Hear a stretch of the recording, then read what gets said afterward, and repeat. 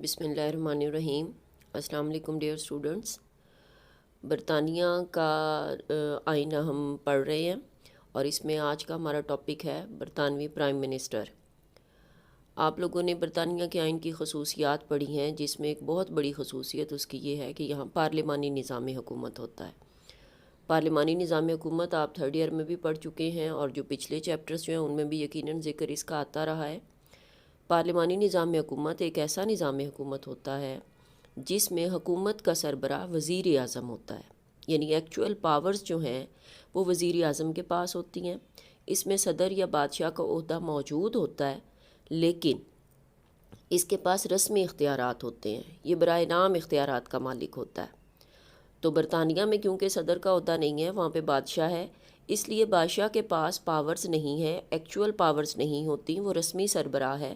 تمام احکامات یا آرڈرز جو بھی جاری ہوتے ہیں وہ بادشاہ کے نام سے جاری ہوتے ہیں۔ بظاہر یہی لگتا ہے کہ تمام پاورز جو ہیں وہ بادشاہ کے پاس ہیں، لیکن اگر حقیقت میں دیکھا جائے تو وزیر اعظم جو ہے وہ ایکچول پاورز کا مالک ہوتا ہے، اور تمام نظام حکومت اسی کے تحت چل رہا ہوتا ہے۔ تو اس لحاظ سے آپ لوگوں کو یہ سمجھ آ گئی ہوگی کہ وزیر اعظم کا عہدہ جو ہے وہ برطانیہ میں سب سے زیادہ اہمیت کا حامل ہے۔ اس کی اہمیت کے لیے چند تعریفیں جو ہیں وہ آپ کے چیپٹر میں موجود ہیں، تو ان میں سے کچھ تعریفیں جو ہیں وہ آپ لوگوں نے لازماً نوٹ کر لینی ہے اور انہیں یاد کر لینا ہے۔ جیسے سر ولیم ہارٹ کورٹ، ان کی تعریف انہوں نے بیان کیا ہے اس کی یہ عہدے کی حیثیت کی وضاحت کرتے ہوئے وزیر اعظم کے، کہ وزیر اعظم ستاروں کے درمیان چاند کی طرح ہے۔ پھر ڈاکٹر جیننگز جو ہیں وہ کہتے ہیں کہ وزیر اعظم سورج ہے جس کے گرد سیارے گردش کرتے ہیں۔ لارڈ مارلے کہتا ہے کہ وزیر اعظم کابینہ کے محراب کا کلیدی پتھر ہے، یعنی بنیادی پتھر ہے۔ تو یہ چند آسان سی اس کے بارے میں انہوں نے اپنے ویوز دیے ہیں مختلف تھنکرز نے، تو آپ لوگوں نے یہ اچھے طریقے سے یاد کر لینے ہیں جب بھی وزیر اعظم پر نوٹ لکھنے کا کہا جائے، یا اس کے انٹروڈکشن کے لیے کہا جائے، یا اس کے اختیارات اور فرائض کی بات ہو، تو آپ نے جو انٹروڈکٹری نوٹ لکھنا ہے اس میں یہ سب کچھ مینشن کرنا ہے۔ تو اب ہم اس کے وزیر اعظم کے اختیارات اور فرائض کے بارے میں بات کرتے ہیں۔ پہلے بھی بتایا ہے کہ وزیر اعظم کا عہدہ ایک بنیادی حیثیت رکھتا ہے برطانوی جو سسٹم چل رہا ہے اس کے اندر۔ تو اس میں سب سے جو اہم بات ہوتی ہے، یہ سب سے اہم فریضہ یا اس کی پاورز میں، وزیر اعظم کی پاورز میں جو بنیادی چیز آتی ہے وہ ہے کہ وہ کابینہ کا سربراہ ہوتا ہے، لیڈر آف دا کیبنٹ ہے۔ وزیر اعظم کابینہ کا سربراہ ہوتا ہے۔ آئینی طور پر کابینہ کے ارکان کی تقرری کرنا اور انہیں برطرف کرنا بادشاہ کا کام ہے، لیکن اگر پریکٹیکلی دیکھا جائے تو کابینہ کی تشکیل اور اس کو برطرف کرنے کا اختیار وزیر اعظم کو حاصل ہے۔ وزیر اعظم وزراء میں مختلف محکمے تقسیم کرتا ہے، وہ کابینہ کے اجلاس بلاتا ہے اور ان کی صدارت کرتا ہے۔ اس بات کا فیصلہ وزیر اعظم کرتا ہے کہ کون کابینہ کا رکن ہے اور کون صرف وزارت میں شامل ہے۔ وزراء اور اس کے مختلف شعبوں کی نگرانی اور ان کے درمیان ربط قائم کرنا اور ہم آہنگی برقرار رکھنا وزیر اعظم کی ذمہ داری ہے۔ وہ ایک کپتان کی حیثیت سے اپنی ٹیم کو اپنی قیادت میں منظم رکھتا ہے اور ان کے اختلافات کو دور کر کے ان میں اتحاد کو فروغ دیتا ہے۔ کابینہ کے اجلاسوں میں اس کی رائے سب سے زیادہ مؤثر تصور کی جاتی ہے، سب سے زیادہ اس کی رائے کو اہمیت حاصل ہوتی ہے۔ وہ امریکی صدر کی طرح کابینہ کا آقا تو نہیں، لیکن ان کا رہنما ضرور ہے۔ امریکہ کا صدر جو ہے وہ آل ان آل ہوتا ہے، اور اکثر کمپیریزن کا جب کوسچن آتا ہے تو وزیر اعظم کے اختیارات اور امریکن صدر کے اختیارات کے موازنے پر بھی کوسچن آ جاتا ہے۔ اس لیے آپ لوگ وزیر اعظم جو ہے اس کے اختیارات اور فرائض کو بہت اچھے طریقے سے سمجھ لیں کہ امریکن صدر اور پارلیمانی نظام کے تحت برطانیہ کو جو وزیر اعظم ہے، ان دونوں کے اختیارات اور فرائض کا موازنہ بھی سم ٹائمز پیپر میں آ جاتا ہے۔ دوسرا پوائنٹ یہ ہے کہ وہ قائد ایوان ہوتا ہے۔ برطانیہ کا وزیر اعظم قائد ایوان ہوتا ہے۔ دارالعوام میں کہتے ہیں کہ اکثریتی جماعت کا قائد ہونے کی حیثیت سے وزیر اعظم کو قائد ایوان کی حیثیت حاصل ہے، لیکن آج کل اپنی بے پناہ مصروفیات کی وجہ سے یہ عہدہ کابینہ کے دیگر کسی سینئر رکن کے سپرد بھی وہ کر سکتا ہے۔ مثلاً کہتے ہیں کہ دوسری جنگ عظیم کے عرصے میں چرچل نے سر اسٹیفرڈ کرسپ کو قائد ایوان مقرر کیا تھا، تاہم عام طور پر وزیر اعظم یہ عہدہ اپنے پاس رکھتا ہے۔ قائد ایوان کی حیثیت سے وہ قائد حزب اختلاف یعنی اپوزیشن لیڈر جو ہوتا ہے اس سے مل کر ایوان کی کارروائی کا ایجنڈا طے کرتا ہے۔ وہ ایوان کے اجلاسوں میں اکثر موجود رہتا ہے۔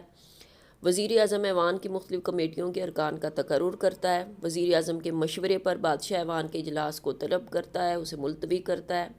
بادشاہ وزیر اعظم کے مشورے پر دارالعوام توڑ کر نئے انتخابات کا بھی پابند ہے۔ قائد ایوان کی حیثیت سے وہ پارلیمنٹ میں پالیسی سے متعلق اہم اعلانات کرنا، پیغامات دینا، بیانات جاری کرنا، یہ سب کام اس کے ہیں۔ ایوان میں وزیر اعظم کو خصوصی مقام اور مراعات حاصل ہوتی ہیں اور اس کی پارٹی کے ارکان اس کی رہنمائی میں کام کرتے ہیں۔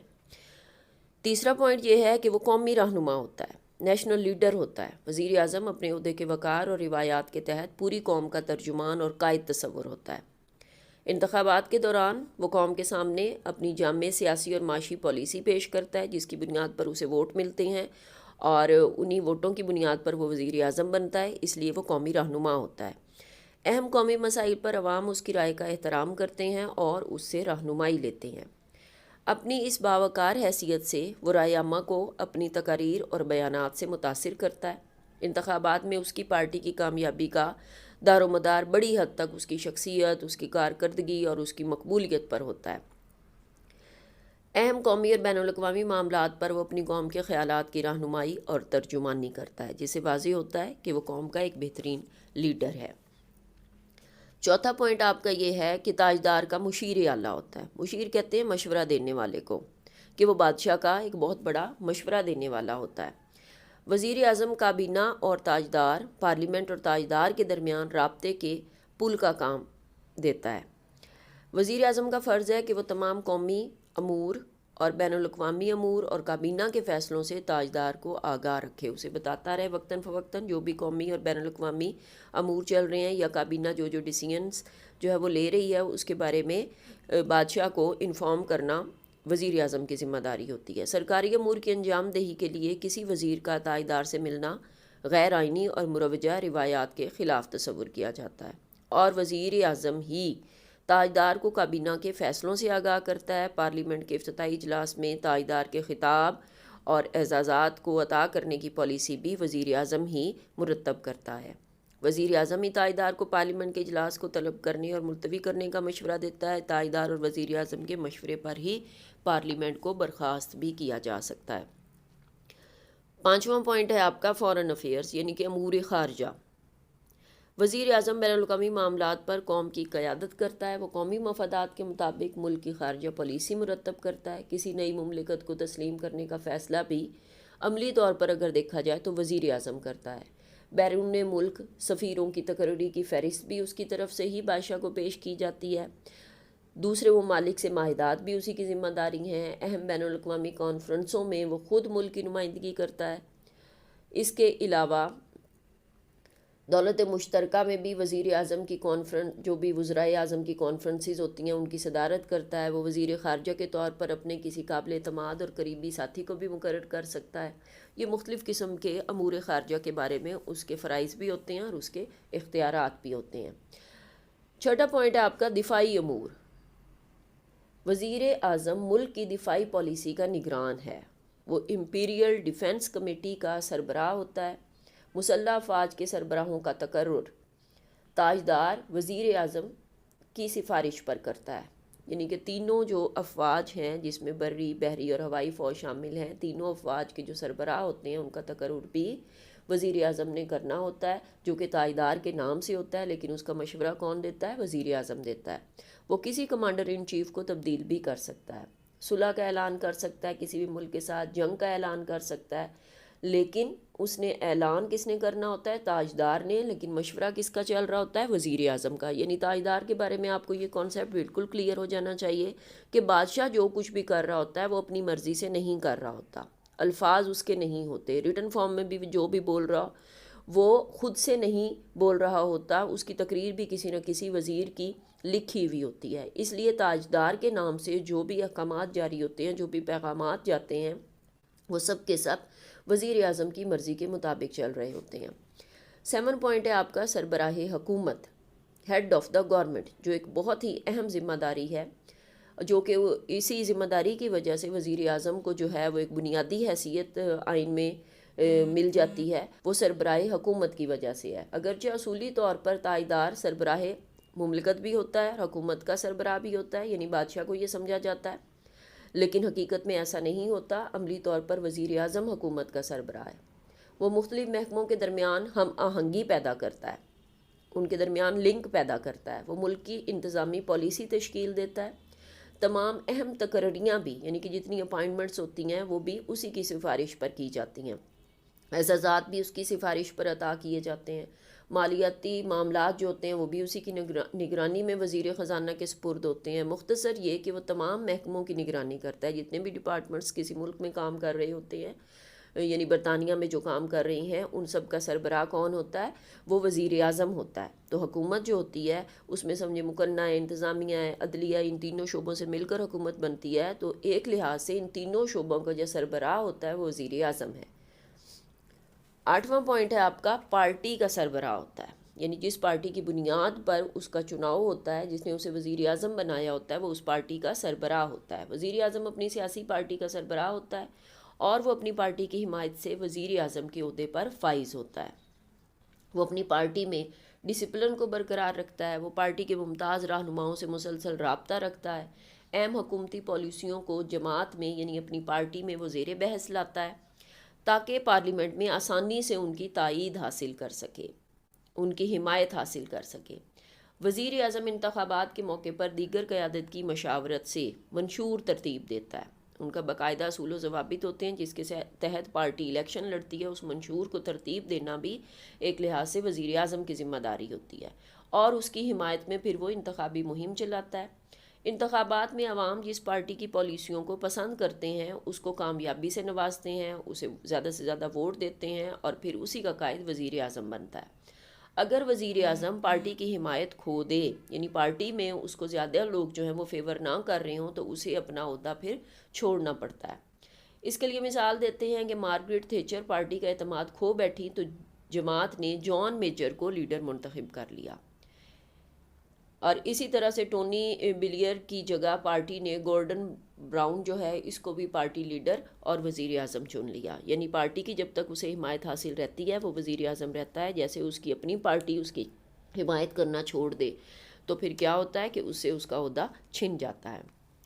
9واں پوائنٹ ہے آپ کا، تقرر کے اختیارات، پاورز آف اپائنٹمنٹ کیا ہوتی ہیں۔ وزیر اعظم نظام حکومت چلانے کے لیے بہت سی تقرریاں کرتا ہے، بہت سی اپائنٹمنٹس کرتا ہے۔ چند اہم تقرریاں جو ہیں وہ آپ نوٹ کر لیں۔ نمبر 1 پہ تو آتا ہے وزراء اور کابینہ کے اراکین، یعنی جتنے بھی وزراء ہوتے ہیں، وزیر ہوتے ہیں، ان سب کی تقرریاں کرنا جو ہے وہ وزیر اعظم کا کام ہے، اسی کی مرضی کے مطابق ہوتی ہیں۔ نام جو ہے وہ استعمال تاجدار کا ہوتا ہے، لیکن حقیقی پاورز کس کے پاس ہوتی ہیں؟ وہ وزیر اعظم کے پاس ہوتی ہیں۔ دوسرا ہے بیرون ملک میں برطانوی سفیر اور ہائی کمشنر۔ بیرون ملک تعلقات بنانے کے لیے خارجہ پالیسی کے تحت ہم اپنے یا ڈپلومیٹس جو ہوتے ہیں ان کی جو بھی تقرریاں ہوتی ہیں ان کی تقرریاں کرنا، ان کے نام جو ہیں وہ نامزد کرنا، یہ سب کام جو ہے وزیر اعظم کے ہیں جو کہ تاجدار کے نام سے کیے جاتے ہیں۔ تیسرا ہے تینوں مسلح افواج کے سربراہ، یعنی تینوں افواج جو ہیں ان کے سربراہ کو اپوائنٹ کرنا بھی وزیر اعظم کا کام ہے، جس میں بری، بحری اور ہوائی تینوں افواج کے سربراہ جو ہیں وہ شامل ہیں۔ چوتھا پوائنٹ ہے آپ کا کہ عدلیہ کے جج صاحبان، جو اعلیٰ عدالتیں ہیں ان سب کے ججز جو ہوتے ہیں ان کی اپوائنٹمنٹ کرنا بھی وزیر اعظم کا کام ہے۔ پھر دارالامراء کے اراکین، اور چھٹے نمبر پر آتا ہے پریوی کونسل کے اراکین۔ وزیر اعظم جن اہم عہدوں کی کہتے ہیں کہ تقرریاں عمل میں لاتا ہے، ان کو برطرف کرنے کا اختیار بھی وزیر اعظم کے پاس ہی ہوتا ہے۔ یہ ٹوٹل آپ کے پوائنٹس ہیں جو کہ وزیر اعظم، برطانوی وزیر اعظم کے اختیارات اور فرائض جو ہیں وہ اس میں شامل ہیں۔ اس سے آپ کو اچھے طریقے سے اندازہ ہو گیا ہوگا کہ برطانیہ میں وزیر اعظم جو ہے وہ کتنا زیادہ پاورفل ہے، اس کی بنیادی حیثیت ہے، وہ ایک چمکتے ہوئے چاند کی طرح سے ہے، وہ ایک روشن جو ہے وہ سورج کی مانند ہوتا ہے، جس کی روشنی جو ہے وہ پورے ملک میں پھیل رہی ہوتی ہے۔ پوری انتظامی مشینری جو ہے اس کو کنٹرول کرنے کا کام جو ہے وہ وزیر اعظم کا ہوتا ہے۔ بادشاہ صرف ایک پپٹ کی حیثیت سے کام کر رہا ہوتا ہے۔ کیونکہ بادشاہ کے بارے میں یہ کہاوت مشہور ہے کہ بادشاہ کبھی غلطی نہیں کرتا، king can do no wrong, اور اس کی ریزن یہی ہوتی ہے کہ اس کی اپنی کوئی مرضی نہیں ہوتی، کیونکہ اس کے پیچھے وزیر اعظم اور اس کی کابینہ کی مرضی چل رہی ہوتی ہے۔ تو یہ سب سے اہم عہدہ ہے اور اس کے بارے میں اکثر پیپر میں کوسچن آ جاتا ہے، اس لیے آپ لوگوں نے اس کو بہت اچھے طریقے سے تیار کرنا ہے، سب پوائنٹس اس کے اچھے طریقے سے سمجھنے ہیں، اور اس کے اوپر باقاعدہ آپ لوگوں نے ایک اسائنمنٹ بھی تیار کرنی ہے کہ وزیر اعظم جو ہے اس کے کیا اختیارات اور فرائض ہوتے ہیں ایک برطانوی سسٹم کے تحت، برطانیہ کا